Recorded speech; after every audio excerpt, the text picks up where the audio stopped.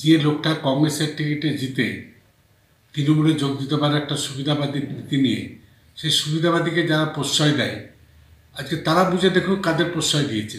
এরকম সুবিধাবাদী অনেকেই যোগ দিয়েছেন, টাকার লোভে পদের লোভে যারা যোগ দিয়েছেন তারা কোনোদিনই বিশ্বস্ত হতে পারে না। এটা তৃণমূল নেতৃত্ব বুঝতে পারেনি, এবার বুঝবে। আরও অনেকেই আসছে, আরও অনেকে বিজেপিতে যাবে, অনেকে ফেরত আসবে, অনেকে আসবে, আরও তৃণমূলের বিরুদ্ধে অনেক রকম বিষোদ্গার করবে।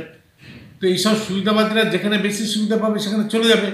এককালে তৃণমূল তাদের প্রশ্রয় দিচ্ছে, ভাবছে কংগ্রেস ভাঙিয়ে খুব করছে, তখন খুব আদর্শের দোয়াই দিয়েছিল, উন্নয়নের জোয়ার দেখিয়েছিল, এসব করে যাদের নিয়েছে তাদের কাছ থেকে এই আঘাতটা স্বাভাবিক। এই সুবিধাবাদী লোকগুলোকে আবার যদি কালকে মুসলিম লীগ আর একটু গুরুত্ব দিয়ে দেবে, মুসলিম লীগের পক্ষে কথা বলছে, এদের কথা কোনো গুরুত্ব নেই, এদের ক্যারেক্টারটাই তাই হয়েছে। কিন্তু এদের যারা প্রশ্রয় দিয়েছিলেন তৃণমূল কংগ্রেস, তারা এবার বুঝে দেখুন কাদের নিয়ে কংগ্রেস ভাঙাতে গেছিলেন।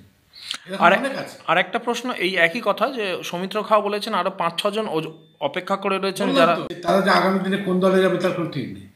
সুবিধাবাদী লোকগুলোকে নিয়ে সে কাউকে মন্ত্রী করেছে, কাউকে এমএলএ করেছে, কাউকে এমপি করেছে। তখন খেয়াল ছিল না যে এই সুবিধাবাদীগুলো আজকে আমি মানে ঘুটে পড়ে গোবর হাসে অবস্থা হয়েছিল, তখন একদম বুঝতে পারেননি, ভাবছে কংগ্রেসকে শেষ করছি, ঠিক করছি, কংগ্রেসের এমএলএ ভাঙিয়ে নিলাম, কংগ্রেসের এমপি ভাঙিয়ে নিলাম, কংগ্রেসের লোককে নিচে রাজ্যসভায় করে দিলাম। নীতি আদর্শগত কারণে তারা যায়নি, ক্যারেক্টারের জন্য গেছে, তাদের সুবিধাবাদী ক্যারেক্টারের জন্য গেছে। তাকে যারা প্রশ্রয় দিয়েছে তার বুমেরাং হয়ে গেছে।